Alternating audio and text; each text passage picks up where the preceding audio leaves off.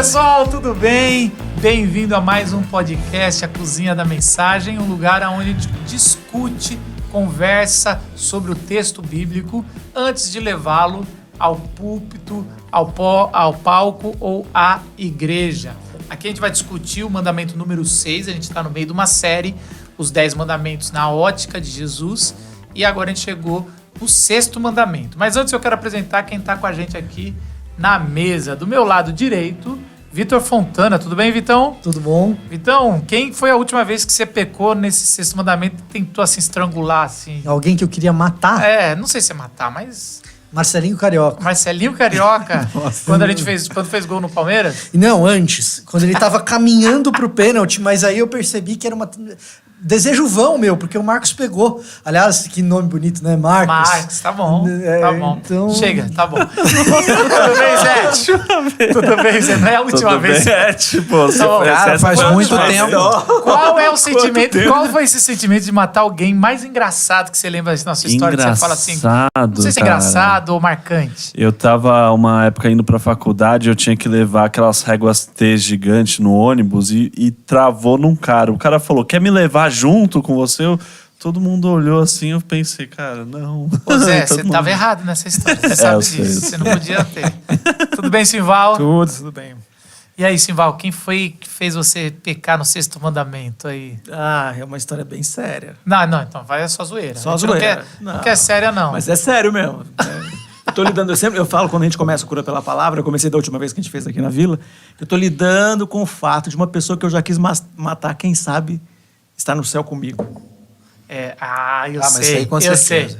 sei. Isso é demais, é ruim, né? Você matar e depois... Mas Jesus te ressuscitou e estragou meu trabalho. E eu te odiando tanto. É isso.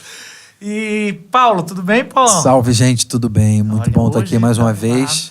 Não tô aqui para ficar respondendo perguntas, mas eu vou fazer as perguntas hoje você aqui viu pra que, vocês, tá? Não sei se você viu que o pessoal nos comentários do podcast estão tudo assim... Mas isso aí, claro. Paulo, você nos representa. É empatia, velho. Eu tô o tempo todo... Eu sei muita coisa, mas eu tô o tempo todo pensando... É humilde. Naqueles que não sabem tanto. Você qual que é aquela sua frase que marcou a história? Eu sou humilde, mas não sou bobo. Isso é. Ou eu sou bobo, mas eu não sou humilde. Não. Você quis matar o técnico do Flamengo? O Vitor Pereira, que já foi mandado embora, graças a Deus. Mas nesse contexto né? que ele falou... Mas nesse contexto que ele falou, era um cara que tinha convidado ele. Lembra? Eu sou humilde, mas não sou bobo. Que o cara que tinha convidado pra ele tocar num evento. Tocar no evento, foi sim, lembro disso. Esse tipo de coisa também, às vezes, dá vontade de matar a pessoa. Esse negócio de evento me fez lembrar um cara que eu queria matar. Talvez um pouco mais recente que o Marcelinho Carioca, né? Ainda bem que vocês não falaram nada de ambiente de trabalho, isso é muito bom. Não, meu chefe, jamais eu senti essa... Matar o chefe, alguém, né? E você, Marcos, você? Cara, eu não gosto disso. Vocês me jogam essas perguntas, é legal pra zoar vocês, não comigo. Não, mas é isso, cara. A gente... No trânsito, né? No trânsito quase de São toda Paulo. semana. Eu sei, taxista, né? Que você queria matar. Ou motoboy, tem coisa assim. Tem várias histórias. Ou ex-taxista também, não sei. Cara, a gente tá falando do meu sogro, você sabe que é ex-taxista. Eu sei que a piada tá vindo daí. Mas vamos... O Paulo lembra. Lembra do Vocal Livre? Meu sogro, eu gosto muito dele. Olha lá, melhor. Não vou dizer que eu nunca tentei. Não posso dizer. Não, mas às vezes... Nossa, tá um caos essa cozinha aqui. Tá. Isso tudo que a gente tá falando. Isso tudo, começamos bem humorados, porque vamos entrar num assunto sério. Assunto difícil. Ainda mais quando chega em Jesus. Porque quando a gente está ainda no Antigo Testamento, é meio literal. E aí fica um pouquinho mais fácil achar que nunca matamos ninguém. Eu espero que aqui esteja todos isentos desse pecado. Mas quando vai para Jesus, todo mundo entra no crivo de Jesus, né? Mas olhando o Antigo Testamento, vamos de novo dar uma recapitulada. Eu queria você, Paulo, dar uma recapitulada até aqui. O que é os 10 mandamentos, assim? Então, a gente tem visto uma ótica diferente, né, em relação aos 10 mandamentos, no sentido de não serem ordens, né, de coisas que a gente não pode fazer ou que a gente precisa fazer para passar numa avaliação, ou coisas que vão nos tolir na nossa vida, mas muito pelo contrário, né? ordens, ordenanças, né? Palavras de liberdade, de zelo do nosso Deus para com a nossa vida, para com a nossa jornada nesse mundo. Né? E aí, né, pensando no povo, né, de Israel, depois que foram libertos, né, da escravidão, e pensando na vida da gente hoje, em gente que caminha debaixo dessa condição, de livres em Cristo Jesus, mas ainda vivendo num mundo de aflições e de dificuldades e de lutas. E aí os 10 mandamentos se encaixam hoje na vida da gente, a partir da ótica de Jesus, para a gente considerar como orientações para a vida, para a gente conseguir caminhar bem, se relacionar melhor com o nosso Deus e com as pessoas ao nosso redor, né? Então, acho que isso tem feito diferença. Entendeu por que eu gosto do Paulo? O Paulo é o nosso poeta, é o Tá cara vendo? que faz um resumo muito bom. Então, e aí a gente vai chegar no 6º mandamento. E o 6º mandamento fala o quê? O Zé, você que lê aí pra gente, Êxodo 20, versículo o quê? É versículo 13, não mate.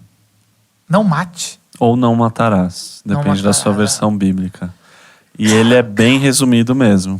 É só isso. Não mate. É isso. Eu acho que quando alguém economiza palavra é que tá meio óbvio, né? Não mate. Quando alguém pergunta, porque a Bíblia é difícil de interpretar e tal, de fato, é. Agora, tem algumas coisas que não cabe muita interpretação, né? Não Agora, cabe. Não agora cabe. num primeiro momento, né, essa simplicidade, ou essa objetividade pode dar aquele... não mate, beleza. Passei Não matei. nesse aí, nunca matei ninguém. Não, mas tô- é interessante porque no mesmo lugar, nos mesmos lugares, eu acho que no mesmo capítulo que está falando não mate, se você não fizer, se essa pessoa não cumprir isso, mate-a. Então a gente já entra, tem a pena de morte nos mandamentos. Então você tem, então assim, no mesmo contexto que tu estava falando para não matar, existe uma Várias circunstâncias, né? uma legitimação divina para matar se a pessoa não cumprir o sábado, por exemplo. Você mata. Aí- Então, e aí eu quero entender um pouco mais disso. Primeiro, assim, existe um paralelo, um contraponto com as outras nações? Existe alguma coisa que nesse, ou ainda tá se falando o óbvio e aí a gente vai tentar interpretar? Tem uma coisa. Porque até então, deixa eu só trazer isso aqui. Todos os mandamentos até aqui, a gente está vendo uma forma diferente de ver o mundo e viver. Porque eu tô dentro de vocês, eu tô no meio do povo. Então vocês não podem ter vários deuses, porque eu sou o único e eu sou de todas as áreas. Vocês não podem ter imagens, porque vocês são sacerdotes, vocês são as minhas imagens. Você não pode carregar o meu nome de Deus falsamente, porque vocês estão me carregando literalmente a arca, a tenda, e eu estou indo com vocês, então não vá e onde eu não vou. E daí você tem que guardar um dia, no meu dia, não vai ser só o seu esforço, não vai ser só as suas coisas, vão ser um dia separado para o descanso, para desfrutar da minha presença, trazer as primícias. Você vai honrar eu como um pai, e eu deixarei a vida. Então, assim, e vai honrar os seus pais como se fosse eu. E aí chega agora, não matarás.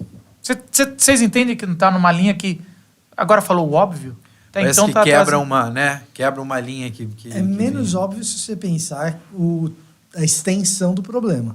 Uhum.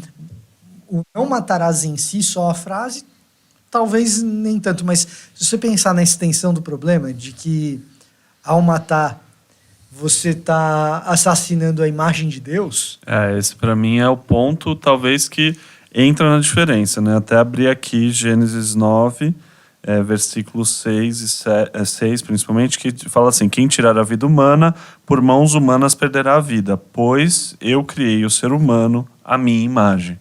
Então existe aí uma relação do ser humano com a imagem de Deus, como a gente já falou, a partir lá do 2º mandamento, principalmente, de não fazer imagens, mas aqui colocado claramente, falando assim, você não pode matar o ser humano porque ele é feito à imagem de Deus, né? E eu digo mais, quando a gente vai ler a narrativa do começo de Gênesis, a gente vai ver que a consequência do pecado existe algumas linhas. Mas uma linha que é clara é você ver a descendência de Caim se tornando cada vez mais violento, até construir uma cidade de vingança, onde seus descendentes escravizam as mulheres, violentam e assassinam 7 vezes mais, vamos dizer assim, de uma forma plena. E aí, quando você vai nesse capítulo, que é o famoso capítulo dos Nefilins, que não vale aqui a gente entrar, porque é muito assunto, mas o dilúvio, ele vem com uma pena sobre uma violência descontrolada. Pelo menos aqui nesse texto. Tá, então, o dilúvio, que representa a descriação, o Deus tirar toda a ordem e a forma de e aí vem a água, igual era no começo, sem forma e vazio. O caos ali, o novamente. caos, de novo. A violência é uma das marcas, e o assassinato é uma das marcas de que acabou-se tudo que Deus construiu, ou que é o final da desumanização do ser humano, de tirar a imagem plena de Deus ali no ser humano. Então é interessante como isso é um caminho que está seguindo. E entra numa discussão até, por exemplo, até que ponto a queda, né, o pecado no ser humano retira ele da imagem de Deus. Tem um ponto que a gente pode falar que a gente perde de algum aspecto a imagem de Deus em nós, porque a gente não reflete o amor dele, as atitudes daquilo que Deus criou a gente para ser.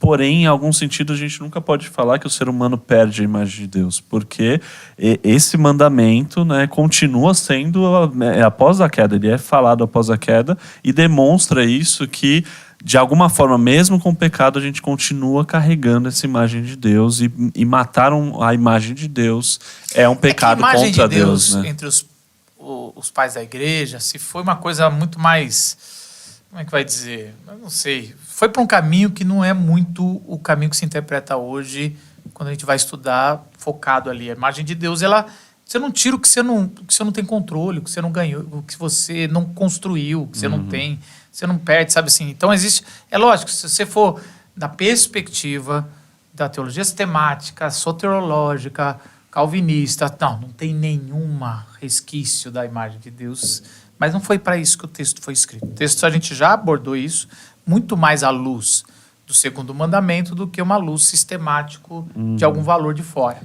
Agora, colocado isso, então eu gostei. Então a primeira coisa que a gente vê, talvez o mandamento ele é curto, porque na verdade ele está linkado com outro mandamento que aí vai lá, já dei a base nos primeiros para vocês entenderem agora formas claras de consequências com o próximo de quem está entendendo um relacionamento saudável com Deus. Uma coisa que eu acho legal a gente comentar é assim, né? Aqui a gente está entrando no sexto mandamento, que é a parte que a gente fala, né? A gente teve até essa discussão no quinto mandamento se honrar pai e mãe tem a ver com a relação vertical ou não. Eu defendi um pouco nessa ideia de que eu acredito que sim, é ainda a nossa relação com Deus, e aqui começa a nossa relação horizontal com o nosso próximo. E lá em Gênesis 3, na queda, Gênesis 4 já mostra a partir daqui qual que é a primeira coisa ali mostrando a queda, né? Caim e Abel, o assassinato, o homicídio ali. Os sinais da queda. Então, demonstra essa questão, né, que o pecado na nossa relação com o nosso próximo, ele se manifesta talvez basilar do pecado na nossa relação com o próximo, essa questão do homicídio, é travar essa pessoa, é matar, é apagar essa pessoa, vamos lá. esse problema. Dois né? agravantes em Gênesis 4. O primeiro é um crime familiar e um crime litúrgico. E a gente não repara isso. Sim. Então, um crime familiar que são 2 irmãos ali, mostrando uma coisa mais íntima. E o litúrgico é num ambiente de adoração, de sacrifício, de oferta.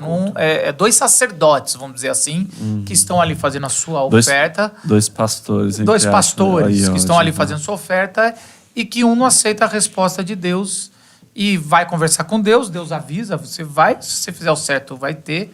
Agora, você tem que tomar cuidado. E ele se deixa dominar pelo pecado e o pecado faz ele assassinar. E aí tem aquela história maravilhosa, tem muitas coisas, mas é um pouco disso. Talvez, sempre que a gente for falar de assassinato, isso é bom assim, na Bíblia, sempre, ou a maioria das vezes, pode olhar de perto que tem algum paralelo com Caim e Abel, que virou a referência de alguém que não ama o próximo. E parece que quando se faz isso, em especial uma implicação ou decorrência do que você deu no capítulo 9, a partir do momento que você está disposto a erradicar da sua frente a imagem do próprio Deus, você está disposto a fazer qualquer coisa. Parece que o fratricídio ali de Caim com Abel, ele acaba desembocando no dilúvio, porque a violência vai se multiplicando. Porque a partir do momento que você fala assim, pô, nem a imagem de Deus mais me segura, você faz qualquer tipo de crueldade, você faz todo tipo de crueldade. Então, você tem aí essa espiral de violência que vai crescendo. A figura emblemática disso é Lameque, né? É isso. Se Caim vai ser vingado até 7 vezes. Porque Caim acaba recebendo a marca de Deus para não ser assassinado como ele assassinou Abel. Se Caim vai ser vingado até 7 vezes, se for morto, eu serei vingado 7 vezes 7 ou 70 vezes 7. Que é uma das referências de Jesus, ele vai usar lá na Perfeito. frente. Se a sua Só que Bíblia- sobre perdão, e não sobre assassinato. Se a sua Bíblia diz que Jesus manda perdoar 7 vezes 7, se a sua tradução bíblica diz que Jesus mandou perdoar 7 vezes 7, se você voltar atrás lá em Lameque vinga 7 vezes 7. Se a sua Bíblia traduz 70 vezes 7, lá em Lameque está em 70 vezes 7. Porque no hebraico que os números eles Isso. são interpretativos, eles estão ali e é difícil de 7, 70. Tem uma questão 700. de manuscrito aí também e da tradução da Septuaginta, né? Mas o que você quer dizer é que os textos estão vinculados um com o outro. São as mesmas palavras. Então, e os tradutores na intenção E é uma de manter- referência. É uma referência de avalanche para o mal, e Jesus está fazendo, vamos dizer assim, uma avalanche para o bem. Sim. Vocês não perceberam que se você não perdoar, porque a discussão ali, a gente está pulando, mas vale a pena aqui. Se você não perdoar, ou se você limitar o número de quantas vezes eu devo perdoar quem pecou contra mim, você não percebe aonde vai dar? Vai dar no dilúvio, vai dar na destruição, vai dar no caos, na violência, enfim. Por isso que a gente tem que inverter. Então, Jesus está apontando um outro caminho. É uma E separar redenção da reação, né? Do coração. Ao invés de fazer isso... A gente vai fazer E isso que a gente falou, né? A primeira manifestação clara ali, evidente do pecado, né? Que a Bíblia coloca e mostra, de ser essa questão de matar, porque se isso acontecer, o resto não importa, mano. Tipo, se você tá disposto a matar o próximo pra ter o que você acontece, as outras coisas nem acontecem. E o mais Isso interessante né? que essa visão de proporções diferentes, a gente tem no mandamento 4, né? Que fala assim, eu sou um Deus zeloso até 4 gerações, mas eu sou um Deus misericordioso 1000 gerações. Sim. Então a gente já viu que o que Deus estipula é o bem você não pode parar. Você vai abundantemente, o mal você tem que uma hora, mesmo que for uma vingança justa, alguma hora tem que ter um limite. Então, e o que a gente pode ver é na instituição que vem depois disso, né? Depois do não matarás, vem as cidades refúgio, que é o lugar onde a vingança não pode ser, né? Se alguém matou alguém sem querer, ou alguma situação dessa de vingança, não pode ser aplicada. Então, a misericórdia estava presente mesmo nesse ambiente que é muito sanguinário comparado com o nosso aqui, como se nós não tivéssemos tanta vingança ou tanta morte por aqui, que não é verdade, né? Mas A minha impressão, pode ser da bolha que eu vivo hoje, mas a minha impressão é que naquela época, você dando uma voltinha no acampamento, você via alguém sendo assassinado. Eu Não acho que como é. um crime, mas como uma pena. Não sei. Não está muito parece- longe de hoje. parece fora que a morte fora era- de era- Alphaville, não está muito diferente isso, não. Não pode ser. Não, mas é assim. Bom, Assim, acho ó, até que todos o que a gente vive hoje, se tinham for visto melhor, alguém é morrendo. um reflexo até mesmo do cristianismo. Que chegou e veio e... Mas isso a gente tira dos olhos, né? A gente tira dos olhos Pode isso, ser. né? E a gente evita, de alguma forma, ver os noticiários que falam disso. Mas se a gente ficar focando, por exemplo, no suicídio ou focando nos homicídios, a gente não vai parar mais de ver, porque o nosso país é um dos países mais violentos desse mundo. Abre a desse país, abre a né? homepage de qualquer um dos portais de notícia que você vai achar. é. Agora, a questão no Antigo Oriente Próximo, ela tem 2 dimensões aí. Uma dimensão é a fragilidade da vida frente às ameaças estrangeiras. eventualmente as disputas provocam homicídios. O mandamento aqui parece estar mais preocupado com as disputas internas. Então, você tem ali esse período da Antiguidade Oriental, você tem disputas internas em que o assassinato ele é muito tentador. Tem disputa por terra, você tem disputa por pessoas, escravos, você tem disputa por esposa, você tem disputa por antigas rivalidades. Por honra. Por honra, principalmente. Isso, até pouco tempo atrás no Brasil, era uma coisa até meio legítima. O tal do crime de justiçamento era um crime por honra. Legítima defesa da honra. Legítima defesa da honra. Então, assim, o Antigo Oriente Próximo tinha essa característica. Que hoje a gente chama de feminicídio, às vezes, né? Não, Esse negócio, não, ela me desonrou, traiu, ou supostamente me traiu, matei. Quando eu falei para abrir em qualquer portal que você quiser na homepage, provavelmente você vai achar um desses, Sim. inclusive. É bem possível que você ache precisamente um desses. Então, a gente ainda tem isso no nosso contexto. De certo modo, eu acho que a gente tenta apagar da cabeça. Em alguns lugares do mundo isso é mais acentuado, em outros lugares do mundo é menos. Quando eu fui fazer um mestrado, a cidade que a gente morou... Essa, gente, só para vocês saberem, essa aqui é a ala internacional, tá, gente? Eles gostam de sempre lembrar disso. A cidade que a gente morou tinha lá os dados de violência da cidade. E no ano que tinha se passado anterior a gente mudar para lá, tinha acontecido no ano inteiro um assassinato. Né? E você fala, nossa, cara, que lugar seguro. E assim, quando tem um só, todo mundo sabe o que é. Né? E era um crime passional. Que é mais uma dessas coisas. Né? Se você não tem... O que a gente tem hoje também, que é um sistema de vigilância, aqui tem câmera para todo quanto é lado. Se você não tem os sistemas de vigilância... Hoje, se você envenena alguém, muito provavelmente na autópsia se descobre o que foi o envenenamento, o que foi a morte, que foi o envenenamento. Em outros períodos não era assim. Passou um ano... O risco de trabalho rural, né, naquele caso. Também, perfeito, né? Perfeito. E é o risco de um patrão que tem um escravo que não deu... Até hoje a gente tem, né? Mas imagina naquela época. Agora, passou um ano... ali, perto de casa, assim, coisa de menos de 1 quilômetro de casa, numa avenida ali perto. Outro desses episódios que ficou conhecido, todo mundo da cidade ficava comentando, que é o seguinte: os dois caras discutiram no trânsito, e aí um fechou o outro que estava falando no celular. A história é essa. Um fechou o outro que estava falando no celular, o outro buzinou e tal, e ele o que estava falando no celular, foi emparelhar o carro para pedir desculpa, porque tinha fechado. E aí o outro abriu fogo.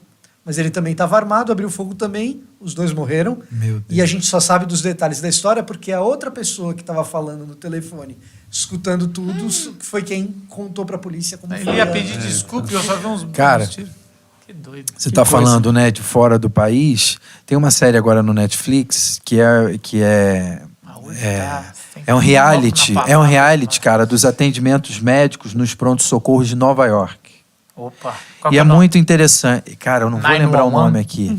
Mas é de verdade, a Vera. E é muito interessante que num dos hospitais lá, um dos hospitais que está numa determinada área, ele recebe com frequência adolescentes negros vítimas de bala, de tiroteio. Nova York.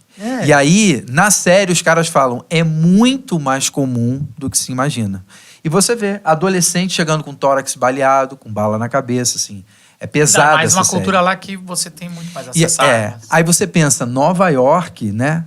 Tem isso lá, e tem mais do que a gente imagina. Então a gente, né? Então, a gente convive com isso. E o que eu quis dizer era precisamente isso. Até quando a gente acha que é um lugar que não acontece nunca. Sim. Tá, mas eu quero entender o que você falou de uma forma bem mais resumida. Por que esse mandamento é algo interno? Que você te aparenta mais porque, interno? veja só, os 10 mandamentos, eles estão destinados para o povo de Israel, uma regra de como o povo tem que trabalhar ali entre eles. Então, o não matarás, ele é muito mais algo para um funcionamento de israelita entre quem habita ali em Canaã, israelita com israelita ou outros povos que estão ali habitando harmonicamente, do que uma proposta para Israel frente a outras nações. Uma proposta pacifista como Estado perante outros Estados. A gente sabe que não é esse o caso. Até porque logo depois Deus manda matar os caras lá do... Logo depois não. No livro de Números a gente já tem... Já tem. No livro de Números a gente já tem alguns episódios de confrontos militares. E justiça de Deus. É. Agora, é assim, vamos lá. A gente sabe que os mandamentos, eles tomaram uma linha no Antigo Testamento e, para muitos hoje, muito literal. Então, é muito literal.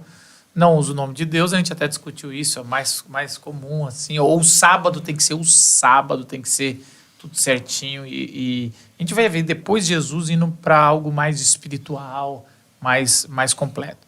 Mas ainda aqui... A discussão, ela tem isso. Primeira discussão mas e se um policial mata... são aquelas perguntinhas que a gente recebe nas redes sociais. O policial matou, ele pecou... Trabalhando. Trabalhando, o sexto mandamento. Aí a minha pergunta não é nem responder Você foi defender isso. sua família. Né? Você foi defender a sua família. Legítima defesa. A pessoa entrou e você deu um tiro, você pecou. É assim... Eu não sei se eu sou tão pecador. Se eu estou defendendo a minha família, eu estou um pouco me importando se é do sexto mandamento ou não. Mas as pessoas estão preocupadas ali de matar alguém e ainda... É que nem quando eu vou falar de separação. As pessoas querem falar, ainda mais moderna, talvez teria que falar até em outro mandamento. Mas assim, a separação, eu sempre falo, separação é um pecado. Mas e se a pessoa sofrer agressão do outro? Separação é um pecado teológico, estou te falando. Agora, se deveria ou não é outra coisa. Mas as pessoas acham que só pode uma decisão ou Numa situação outra. dessa, né? A gente está falando bem no campo do não matarás. Quando alguém perguntou a coisa de um casamento, numa situação, talvez tenha sido aqui nos podcasts da Glocal que a gente fazia. Alguém falou sobre casamento, ou a gente estava respondendo no gabinete pastoral, e eu falei que divórcio é aborto do casamento. Porque mata o casamento que era para ser para a vida toda, que tinha sido a promessa da aliança. Alguém escreveu um textão para... Eu só perguntei para a pessoa, você está casado ou divorciado? A pessoa não respondeu, claro, né? Porque ela estava querendo se auto-justificar e estava tão ansiosa para encontrar uma justificativa para dizer, mas tem um montão de coisa para dizer. E é isso que eu penso, assim... a gente reconhecer que a gente fracassou em algumas observações não quer dizer que, cara, esse foi o caminho que eu consegui melhorar e eu acredito que Deus vai me perdoar. Eu não estou amenizando, só estou dizendo que algumas perguntas são meio bestas. Tipo essa, se alguém está entrando na minha casa, eu tô com uma arma e ele vai agredir meu filho, E normalmente, o que eu faço? cara... Eu não tenho dúvida. Mas por isso que eu quero ir para uma outra pergunta, Paulo. Minha pergunta é, alguns teólogos contemporâneos, não vou falar nome, pode ser qualquer um, fala que esse mandamento é não assassinarás e não matarás. E eu queria que a gente falasse um pouquinho sobre isso. É não assassinarás? Ou é não matarás geral? Ou é não assassinarás e depois Jesus vai mudar? Que também pode ser. Você fala, não, vocês estão aí satisfeitos com lá, mas é muito mais que isso.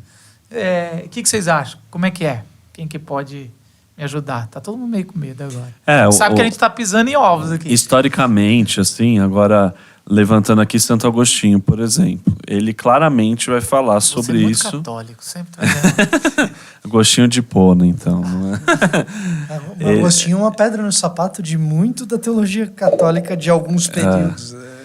E o que ele fala é assim, ó, aqui é evidentemente falando sobre uma questão de não tem uma justificativa por trás, porque existe uma guerra justa aí, uma morte justa, assim, um assassinato justo, que não é assassinato de fato, onde Deus está colocando aqui.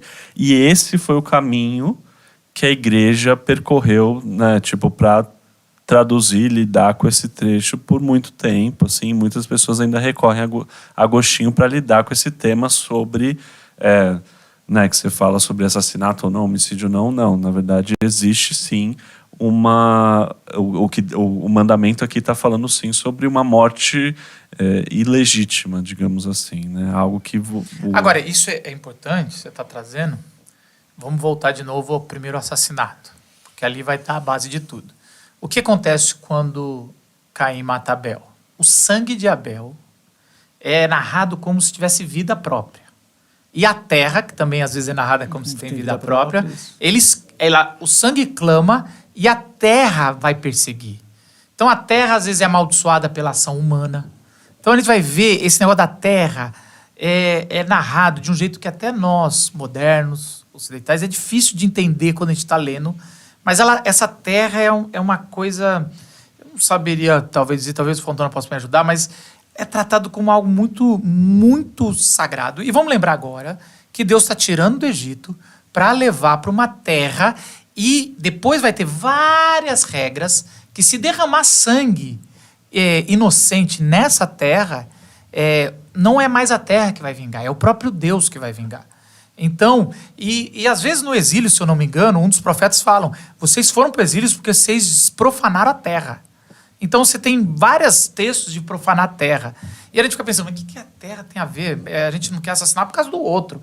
Mas é todo um ecossistema de injustiça que Deus está precavendo aqui e que tem um pouco disso também. Então, assim, não tem a ver com assassinato só. Uma morte injusta, vamos dizer assim,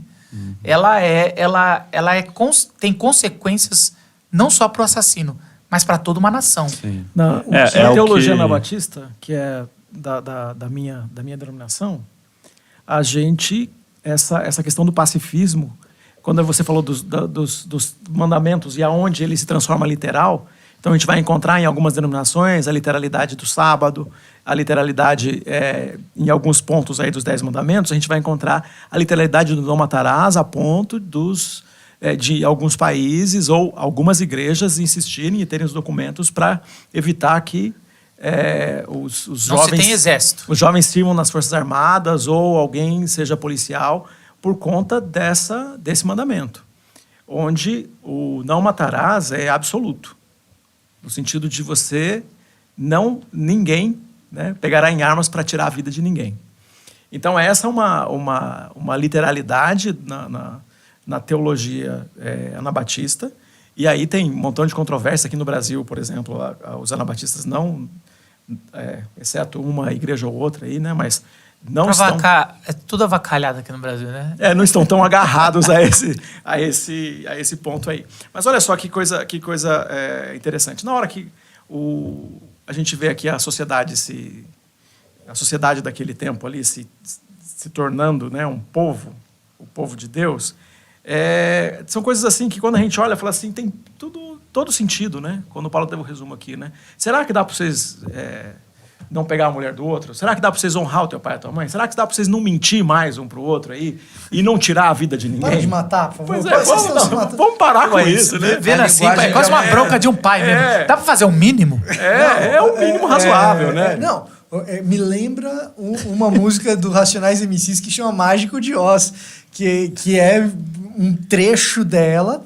A maior parte do tempo ele tá puxando a orelha da gente que tá no carro e passa indiferente pelas crianças que estão na rua, mas tem uma hora que ele dá um puxão de orelha, um pequeno trecho que ele dá um puxão de orelha na galera dele, né? Os caras não têm essa empatia, mas a gente aqui entre nós, a gente também tá se matando, né? Então, ele literalmente fala, vamos parar de se matar? Cara, é pesado, né? E é tipo o mínimo. É muito legal você ter trazido o negócio dos anabatistas, porque assim, não serve... Brasil é o país em que você vê anabatistas dizendo que bandido bom é bandido bom. Que ponto nós chegamos, né, cara? Um anabatista dizer isso... A favor da pena de morte, né? Um anabatista a favor da pena de morte, né? Então são as idiosincrasias que a gente tem. Mas é o fato de que o assassinato parece uma coisa tão distante, mas é um treco muito próximo. E a troca semântica de não matarás e não assassinarás, essa substituição semântica, ela pode ter as suas utilidades, mas corre-se o risco da gente sempre cair no mesmo problema, que é, de novo, lá o capítulo 9 de Gênesis. por que você está disposto a erradicar a imagem de Deus? Porque tá ali, a imagem de Deus. Mesmo o conceito de guerra justa, quando você pega uma teologia pacifista como a anabatista, se você pega um contexto, por exemplo, do Stanley Hauerwas, que é talvez o teólogo dessa tradição vivo hoje mais proeminente, né? A pergunta que se faz é, ok, uma guerra justa, então me explica, qual é a justiça que justifica a erradicação de Deus? Então, assim, e me parece evidente, porque o próprio texto, ali em Números, vai caminhar para o próprio Deus, entendendo que o povo de Israel precisa, sim, se engajar em combate, né? Então, isso está previsto no texto. Então, me parece, sim, que há essas ocasiões. Agora, a gente corre muito risco de banalizar essas ocasiões e de baixar a régua muito mais do que a gente deveria. Se alguém pode dizer que o anabatista tradicional é muito radical a ponto de tornar esse mandamento totalmente absoluto, e porque ele levou a régua para um patamar que é... Mas, e olha que interessante, desculpa, mas assim, quando a gente começa, de novo, né, aquilo que eu vou falar isso toda vez nessa série, a gente entende a lei, mas parece que a gente quer dizer aquela palavrinha lá, ninguém manda em mim. E aí vê as, vamos dizer assim, exceções, ou vê algumas coisas que mostram que tudo tem exceção. Adequa a lei. E aí você comete... E a gente viu na Bíblia hebraica alguém que adequou a lei. Porque assim, assassinar não pode, mas a guerra pode. Então eu vou mandar o marido da mulher que eu tô transando para a guerra, para ele morrer na guerra, porque o assassinato na guerra tem uma justiça. A gente faz isso. A gente vê o Davi fazendo essa jogada, como se assim, aqui Deus, você abriu uma brecha, eu estou fazendo na brecha. Ele está defendendo o seu povo, ali se autorizou matar e morrer, então tá, e aí Deus vai chamar de assassinato do mesmo jeito. Eu vou garimpar ouro nesse rio, vou purificar, né, a terra com mercúrio, o mercúrio vai contaminar os peixes, que vai matar as pessoas, mas como meus filhos não moram naquela região e não vão tomar dessa água ou não vão comer esses peixes... Exatamente, não tem problema que as pessoas morram por isso. E essa é a ordem humana, a gente vai mudando, vai criando as brechas, tentando fazer as coisas. Quando a gente viu, a gente já está vivendo na brecha, o pior do que os outros que estavam ali. É aquele negócio. Era só falar, eu errei, eu estou vendo que eu não consigo viver sem assassinar. Eu preciso... E porque, no fundo, a gente sabe que a gente está dando um jeito que, na verdade, não dá jeito, né? Que não resolve. Piora. Eu acho que a gente tem algo dentro da gente lá no fundo que, né, Davi, de ver, cara, eu fiz isso, mas isso não justifica. Não tem nada que me permita dizer que valeu a pena eu fazer isso ou que isso... E ele fica mal, né? Agora, quando a gente chega em Jesus ele vai falar algumas... Esse mandamento, literalmente, ele vai... Praticamente, ele cita, né? Esse mandamento. Porque quando você chega no Sermão do Monte, você tem Lucas e você tem Mateus. Mateus é a versão mais estendida. E de Mateus, tem algumas horas que ele decide ser... A Bíblia, a maioria das vezes, não é literal. Ela tem uma linguagem sutil. Mas é interessante que Jesus, em algumas, ele fala, vocês ouviram como era antigamente, eu, porém, vos digo. Ele não está trazendo uma interpretação nova, pelo menos é o que eu gosto de entender, ele está trazendo uma interpretação básica. Ou ele, pelo menos, traz a interpretação, como se vocês perderam a interpretação, vocês foram tão longe, eu vou voltar. Eu vou voltar porque vocês deveriam ter visto desde o começo. E aí ele fala, não matarás, né? Como é que é o texto? Onde está esse texto, Zé? Mateus 5, a partir do versículo 21. Diz assim, vocês ouviram o que foi dito aos seus antepassados, não matarás, e quem matar estará sujeito a julgamento. Mas eu lhes digo que qualquer que se irar contra seu irmão estará sujeito a julgamento. Também, qualquer que disser a seu irmão, racá, será levado ao tribunal. E qualquer que disser, louco, corre o risco de ir para o fogo do inferno. Daí continua, né? Não, o assunto antes é qual? Só para eu saber o contexto literário. A justiça, se não for muito superior dos fariseus e mestres da lei. E qual que é a outra, depois desse texto? Depois se estiver apresentando sua oferta diante do altar e ali se lembrar de que seu irmão tem algo contra você, deixe sua oferta ali diante do altar. Tem sobre perdão, sobre se reconciliar. Conciliar para não chegar a ponto de matar. Ou de depender dos homens. Do Porque juiz. ele está aqui trazendo aqui sobre... se vocês ouviram o que foi dito. Não matarás. Se você matar, você vai ter julgamento. Ou vai ter a justiça. Aí ele puxa... Caramba, ele puxa para um... A oferta do altar. Ele puxa assim, ó. Parece Caim e Abel aqui também. Aquele que... Como é que é a expressão que foi traduzida aí? Essa é a NVI, né? Que teve ódio, olhou com... Como é que é? Disser Haká. Não, antes disso. Qualquer que se irar contra seu irmão estará sujeito ao julgamento. E o mais legal que o Haká aí, eles decidiram nem traduzir mais, porque antes era tolo, né? E aí os caras falaram, não, vamos já botar uma palavra que ninguém entende, porque é tão complicado o texto. Porque assim... Toda vez que você acha uma palavra que não está traduzida, é isso. É isso. O tradutor falou... Decidiu dane-se. No português É melhor ninguém entender do que entender. No português não tem palavra para esse negócio. Mas não é mais que isso, mano. É uma isenção. O cara tá lavando a mão. Praticamente isso. O tradutor Pilatos lá fazendo assim, ó. Isso aqui deixa mais ou menos transliterado e vai. Mas o que eu quero dizer é o seguinte, isso para mim é um pouco desesperador. Principalmente para uma mente moderna que está discutindo, é assassinar ou é matar? Você percebe que essas discussões perdem sentido quando vai para Jesus? Se eu estava reclamando que os menonitas ou os anabatistas subiram a régua, o que você faz com Jesus que ele fala? Você se irou? Né? E não é só isso. O que você faz com Jesus? O que você faz com os assassinos literais? Sim. Porque assim... O profeta faz essa pergunta para Davi, né? Davi, o que você acha dessa situação? E aí descreve. Isso. E aí o Davi, que absurdo, não sei o quê. Assim que a gente trata, dessa maneira. Não, e quando Deus vai até Caim, cadê seu irmão? Acaso eu sou o guardião do meu irmão? Eu sou o protetor do meu irmão? Eu não tenho nada a ver com desaforado esse Caim. E aí Deus fala, o que foi que você fez? Você não está ouvindo o grito da terra, do sangue? Então assim... Eu fico bem incomodado com esse texto de Jesus, assim, porque é um texto que quem não está preocupado não entendeu o texto. Porque o texto, ele traz consequências não só para mim, mas traz para os assassinos. Porque eu tenho um prazer de ver assassinos pagando o preço, sendo assassinado. Dentro de mim eu não declaro, porque eu não quero fazer papel de idiota, mas eu não declaro bandido bom e bandido morto, mas talvez um cantinho aqui, quando eu vejo, principalmente uma reportagem bem construída, me leva no final, porque eu cresci vendo filme. E qual que é o enredo do filme? O enredo do filme é o mal crescendo, aí o mocinho tem que dar um alívio no último segundo, dizendo assim, eu vou dar misericórdia, e ele não aceita.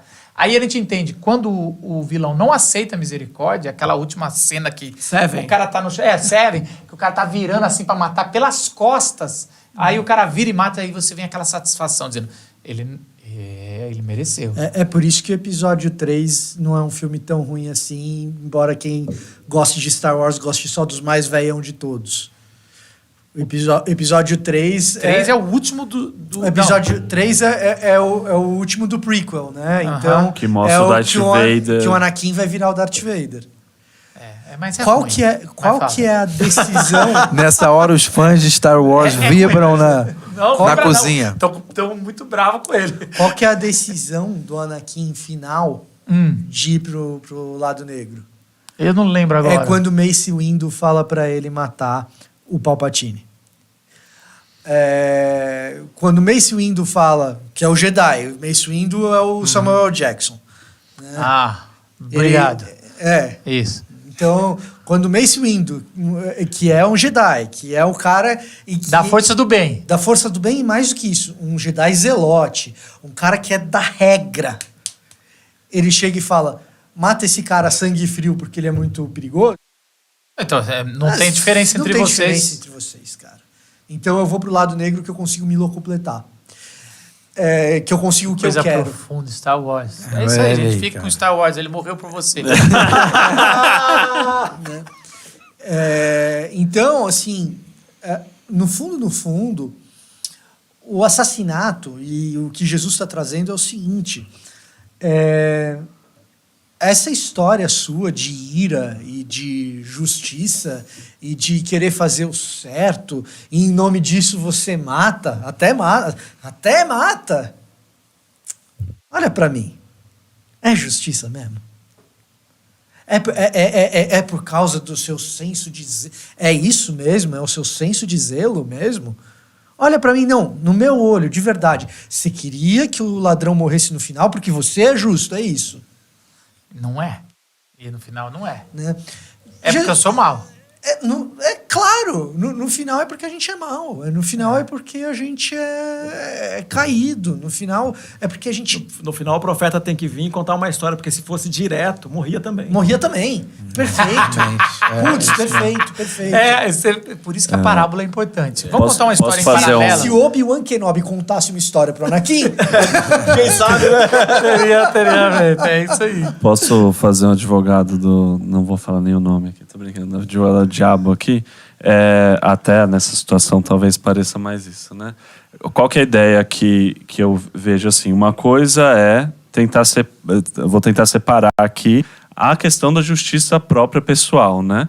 Outra coisa é a maneira como, por exemplo, eu vejo o C.S. Lewis falando por que eu não sou um pacifista. Daí ele vai discutir justamente sobre a questão, o C.S. Lewis, no caso, lutou lá, né? Foi soldado e tal, e estava na época onde o nazismo estava ali, né, reinando e quase usurpando ali o mundo. E a Inglaterra, onde o C.S. Lewis, né, morava e tal, lidando com essa questão da guerra. E aí, a gente vai guerrear e somos, como nação cristã, a gente vai tomar a frente disso e lutar contra os maus e vamos guerrear, vamos matar quem é nazista, né? E o nazismo é um bom exemplo porque pra gente hoje, na nossa cabeça, olhando para o passado, a gente representa o mal do mal, assim. É o cara que extermina todo aquele, o judeu, é o holocausto, os caras que fizeram o holocausto. E aí? Mas como que a gente julga? Eu não sou capaz... O problema é que, do lado nazista, é a mesma argumentação de C.S. Lewis, certo. Porque é um país cristão, e combater o mal. Isso. E é uma Esse questão é o problema desse complexa e argumento. tal. Comunismo, E né? a maneira como e aí vou tirando um pouco dos exageros da questão da guerra contra o nazista, enfim, os cristãos olhando, por exemplo, para o apóstolo Paulo falando do Estado em Romanos 13, falando o Estado detém o poder da espada, e quando ele faz isso, ele consegue ser justo até certo ponto, para que, e o exemplo que usam isso, a maneira como expressam isso na política atual é o uso legítimo da força, né? Porque se o monopólio do uso legítimo da força. O Estado tentar manter para si o monopólio do uso legítimo da força, porque se ele não faz isso, as pessoas vai reinar a injustiça, as pessoas vão matar umas às outras, né? Sem a bel prazer. Max né? Weber. É complexo aí, mas é um pouco o que eu queria trazer no sentido de, para a pessoa, às vezes eu fiquei com receio da pessoa olhar para isso e falar e ter justamente essa dúvida que gera de tipo, então um policial ou mesmo um juiz ou a questão do Estado. Você não acha, Zé? Ok, você foi muito bonito aí na teologia, mas assim, você não acha que Jesus veio para dar essa crise até para quem é policial? Porque quem é policial é uma profissão nobre, mas é uma profissão... como é que eu vou dizer isso aqui? Como se tivesse um policial na minha frente. Mal necessário. É um mal necessário. Tem um Pelo amigo menos meu que é do olho ouvidor de da vista. polícia. É um mal necessário. Não que ser pastor também não é um mal necessário. Mas assim, você tem ali pessoas que estão... cara, você reconhecer que a nossa sociedade está tendo que matar para garantir menos morte, é no mínimo a gente reconhecer que faliu tudo. Cara, quando a gente acredita demais no discurso do herói, a gente tem problemas. E o que eu estou querendo dizer com o discurso do herói? Tá? Meu avô era policial militar. Então você pode. Eu vou falar o que ele falava. Né? Eu vou falar o que ele falava, do jeito dele. Né? Ele fala assim, imaginar o policial como herói é ruim pro bandido e ruim pra polícia. Porque a hora que o meu colega acredita nisso, ele mata o bandido e me coloca em risco. Me falava isso com uma frequência. Não entendi. Eu não sei se vocês entenderam. Se o policial acredita que ele é o heróizinho, que ele vai resolver a situação, se ele não tem essa crise na cabeça do tipo, cara, eu tenho que pensar 2 vezes antes de puxar o gatilho, o confronto ele acontece com mais frequência, morre mais bandido. O julgamento errado acontece com mais frequência. Ele perde um filtro de humanidade nele próprio, né? É ruim pro bandido, é ruim pra polícia, tá? Perde um filtro de humanidade nele próprio, é um problema. E colocando isso em larga escala, eu gosto do que o Lewis fala. Eu só fico imaginando o indiano e o chinês ouvindo Lewis. Por que eu fico imaginando o indiano e o chinês ouvindo Lewis? Pô, bonito isso contra a Alemanha. Mas e aqui, que são os ingleses que estão fazendo isso? Estão dominando. A gente foi na Indonésia, a gente viu em Singapura, a gente viu o que o Império fez. Né? Então, eu acho que o Lewis está absolutamente correto.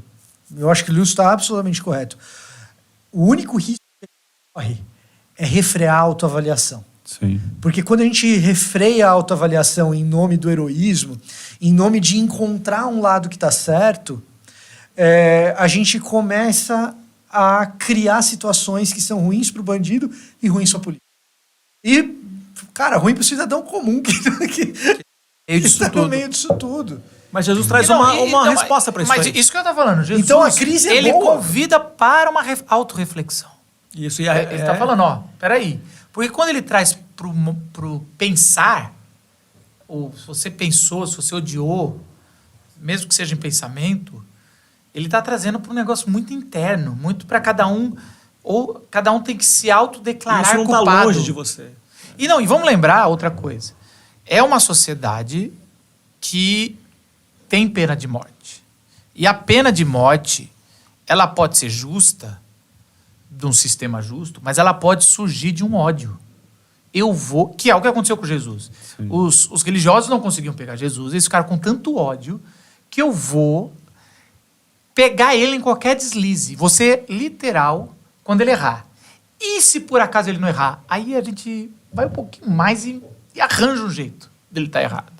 Porque é Jesus. isso. No fim das contas, o olhar, se você olhou com ódio, o que Jesus também está trazendo para aquela época é, cara, talvez vocês mataram justamente no sentido da lei, de forma muito injusta.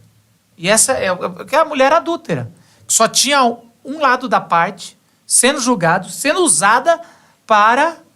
Na verdade, era com Jesus. A vida ali era só mera situação para pegar Jesus. Eu fico mais ou menos... No texto de Lázaro, né? Depois eles saem tristes não é porque não apedrejaram. Eles saem tristes porque não pegaram Jesus. O texto de Lázaro, depois que Lázaro é ressuscitado, também. Eles querem matar a prova. Né? Já que a gente não consegue pegar Jesus, vamos matar Lázaro de novo, porque daí a gente acaba com a prova de que Jesus é o ungido de Deus. Eu falo essa questão do C.S. Lewis porque eu encontrei esse texto e procurando justamente porque eu estava muito convencido do outro lado. Eu li um texto do Tolstói falando assim, para você amar o próximo, e ele era um pacifista, né? Para você amar o próximo, você não pode manter um Estado, por exemplo, pagar impostos, chega nesse nível, né, o pacifismo, porque você não pode nem pagar os impostos que mantém uma polícia. Porque você tá. E eu respeito muito as pessoas que chegam nessa conclusão com sinceridade de coração, olhando assim, falando, que loucura, eu não posso, né, ser conivente com isso. Porque, por exemplo, o mesmo exemplo que vocês falaram dos ingleses, como que o inglês deve fazer, então? Ele faz uma revolução, falar, o meu país, eu estou apoiando um país que está subjugando outras pessoas, está fazendo um negócio que é errado, não está só lutando pelo bem e tal das pessoas. Mas eu penso assim, que é nosso objetivo, a gente não está com uma... A gente tem o privilégio de ser brasileiro, que o Brasil não faz essas coisas. O que eu quero dizer, As pessoas procuram respostas claras. Sim. E tudo que você não vai encontrar lendo o Sermão do Monte é respostas claras. No sentido, ela é clara no sentido que todos nós somos assassinos. Quando Jesus ele coloca isso, a gente não tem como escapar. Em algum momento da vida, a gente odiou. Sim. E aí a gente está debaixo do julgamento de pena de morte. A gente está correndo de Deus. Deus está, o sangue de alguma morte de nossos pensamentos, ou literal, está gritando por justiça. Ele propõe uma alternativa. Aí, na hora que a gente olha para isso, ele propõe uma alternativa, que é para aquele que é discípulo de Jesus, que experimenta essa transformação em Jesus. Aí, quando ele começa a apresentar, ele fala sobre o resumo dos mandamentos, o primeiro mandamento, sobre o mandamento semelhante, que é amar ao próximo como a ti mesmo, e quando chega no final, ele fala assim, um novo mandamento vos dou. Então, tem um novo mandamento que está... Então, quando a gente olha para isso, o novo mandamento é para os discípulos, e o novo mandamento é contra esse ódio. Ame o seu próximo como Cristo amou a igreja. Então, a gente está acostumado a ouvir essa história, e a gente está muito comum aí, a gente ouve bastante isso, que a gente ama a ponto de matar. Jesus está dizendo, ame a ponto de morrer. Porque se é como Cristo amou a igreja, é uma outra proposta. É uma proposta alternativa e radical nesse sentido, porque é esse ponto onde você inverte o ódio. O polo inverso do ódio que me faz matar é o amor que me leva a morrer pela pessoa que eu queria matar. Isso é um negócio que... Amor sacrificial. É um amor que... E é interessante que Jesus vai colocando que é uma injustiça que você sofre a injustiça. Então, assim, se alguém te roubou a capa, a ideia é, é injustiça, eu vou levar na lei e esse cara vai ser... Não, dê uma coisa a mais. É quase como assim, você está, por vontade própria, se submetendo. Porque ele está falando sobre amar o inimigo. Isso. Se alguém te fez caminhar 100 metros, caminhe 200 metros. É quase como o seu amor, ele é algo que vai, de novo, a gente vai voltar a Lameque, a 7, a 70. Vocês, meus discípulos, têm que ser muito mais justos do que os fariseus e o mestre da lei. E como é que a gente vai ser justo? Amando dobrado. É uma avalanche. Se a justiça dos fariseus tem 4 gerações, a nossa vai ser 1000. É a misericórdia. Se a gente tentar ser igual, a gente perde. Nosso coração é desse jeito. Não sei se... eu penso assim que é tão complicado essa mensagem de Jesus que se a gente tentar sistematizar, colocar nas caixinhas, a gente já perdeu alguma coisa aí. É um negócio incontrolável. Se a gente não chegar ao ponto de olhar para tudo isso e falar assim, isso é mais do que eu consigo. Tem que chegar nesse ponto. É mais do que eu vou dar conta. Porque é nesse ponto que chega. Eu não dou conta de seguir o mandamento, aquele lá que foi quando estava estabelecendo a sociedade judaica como nós conhecemos. Aquele lá eu não dou conta. E quando Jesus chega para falar isso, eu falo, agora que eu não vou conseguir mesmo.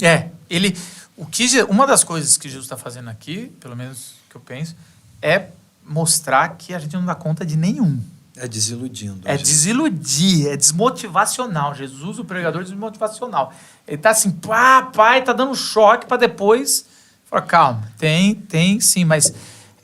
E é interessante quando chega no finalzinho do capítulo 7, que está encerrando, a grande diferença entre Jesus e os mestres que o povo estava acostumado a gente nunca viu alguém falar com tanta autoridade. Alguém que olha, isso aqui isso aqui não é filosofia, ou sei lá, isso aqui não é balela. É alguém que vive, que tem autoridade. E a autoridade de Jesus, quando ele fala isso, de não matarás, ou até mesmo de amar o inimigo, ou de amar incondicionalmente, a gente vai ver o resto da vida de Jesus. É quando ele está sendo agredido, é quando ele se cala no julgamento, é quando ele é açoitado.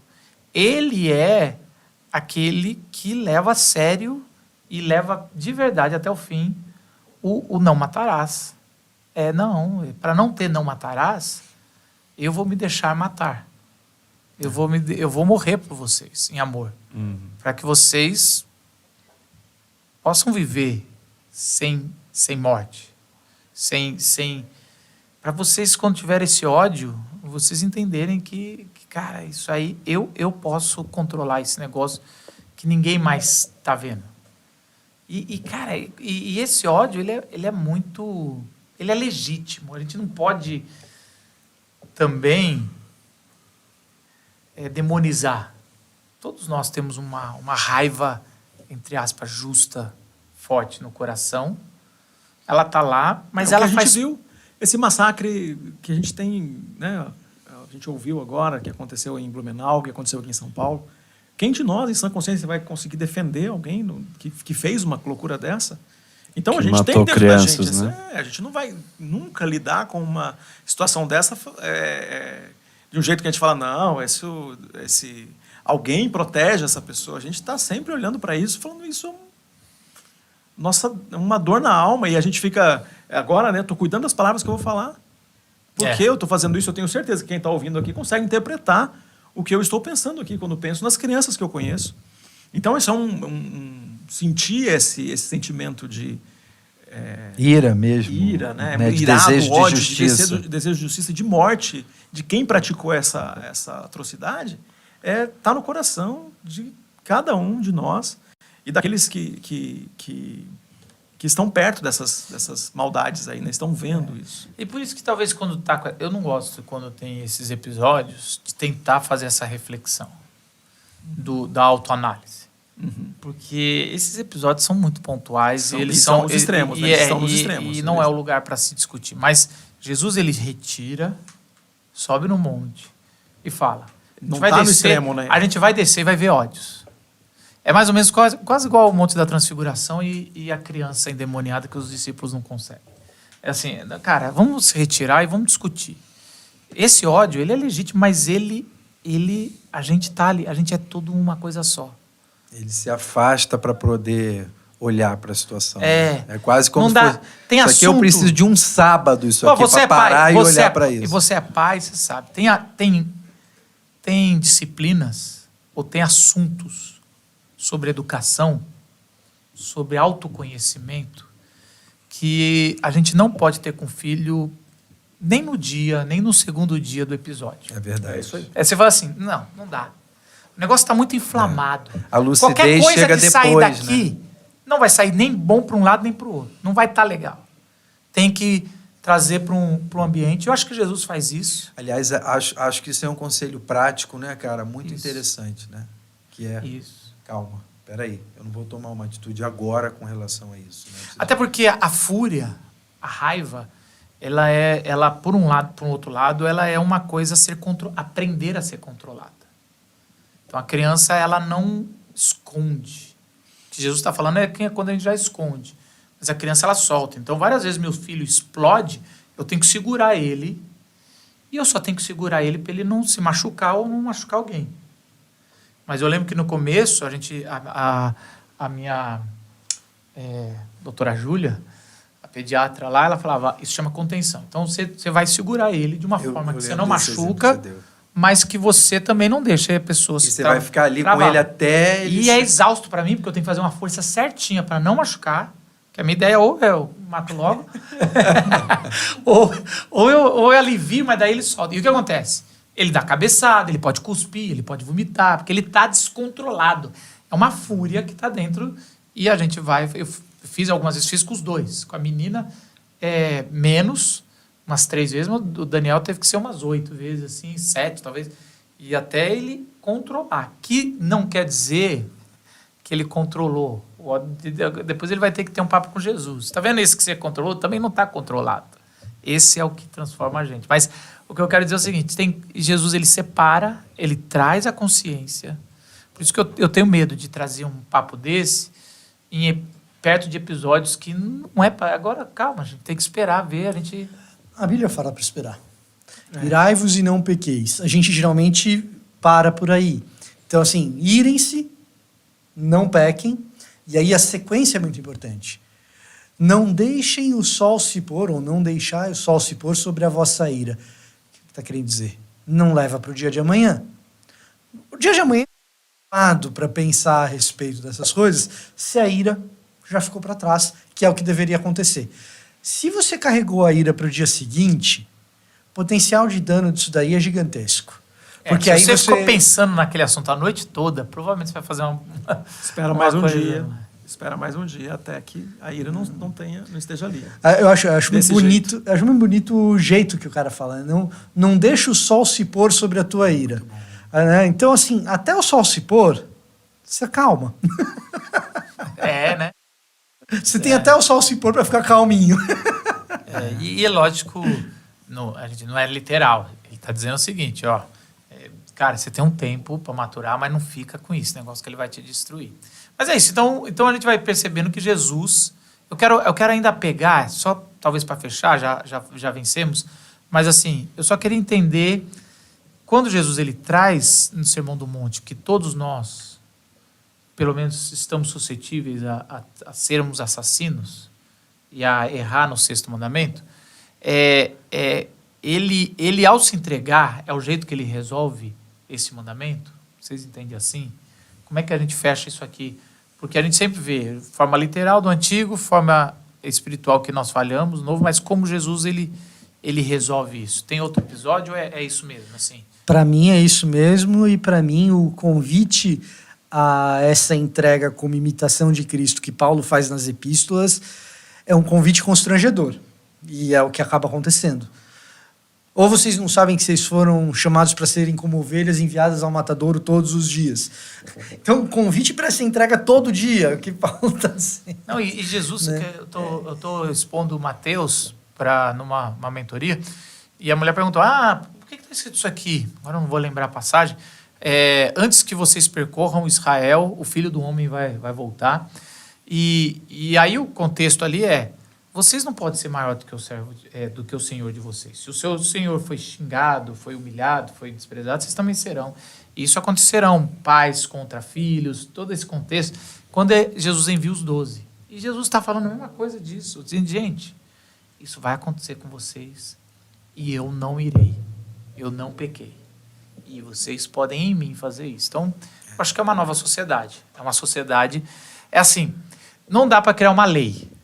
Mas eu diria que os anabatistas entender um pouco mais. Então, assim, não é para criar... Pode ter o exército, mas ore todos os dias para não usar o exército. Pode ser policial, mas ajoelhe todo dia e fala, Senhor, que eu não use a minha arma hoje. Para quantos policiais na nossa formação, quantos diplomatas a gente quer formar? Eu acho que isso é uma coisa que, assim, se a gente quer pensar nesses termos nacionais ou vocacionais, assim, para quantos policiais a gente quer formar? Quantos diplomatas a gente está querendo formar? Boa. É igual apologética. Não chame os briguentos, chame os que abraçam. Em apologética, os que têm segurança na teologia abraçando. E não os briguentos. Então, na polícia também. Não chama os briguentos, chama os que amam. E aí, ali, vai saber usar. É isso aí, gente. Muito assunto, muita coisa. Vamos ver o que a gente vai conseguir embrulhar, entregar para a igreja. Provavelmente, na descrição desse podcast, tem a mensagem que a gente preparou desse podcast. A gente se vê semana que vem no 7º mandamento. Tchau.